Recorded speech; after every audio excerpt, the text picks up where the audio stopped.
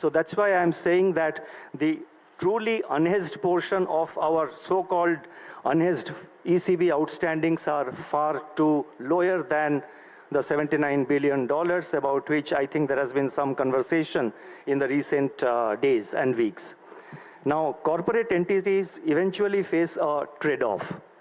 If they hedge their foreign exposure completely, the cost of borrowing goes up, and the advantage of cheaper borrowing in foreign currencies is lost.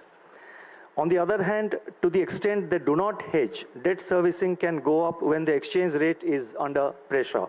This has led to the concept of optimal hedge ratio, which calculates the proportion of hedging that minimizes the variance of portfolio. For India, our internal research, that is the internal research of the Reserve Bank research team, estimates the optimal hedging ratio at 63%. In fact, this was one of the bulletin research articles which was published sometime perhaps last year.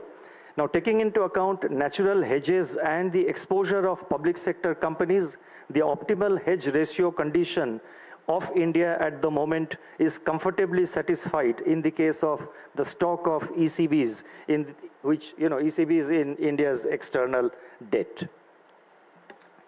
Due to the RBI's actions, including measures to encourage inflows, the movements of the rupee have been relatively smooth and orderly. By eschewing sudden and volatile shifts, we have ensured that expectations remain anchored and forex market functions in a stable and liquid manner.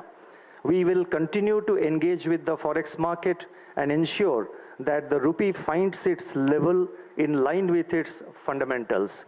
I would like to reiterate that we have no particular level of the rupee in mind, but we would like to ensure its orderly evolution, and we have zero tolerance for volatile and bumpy movements.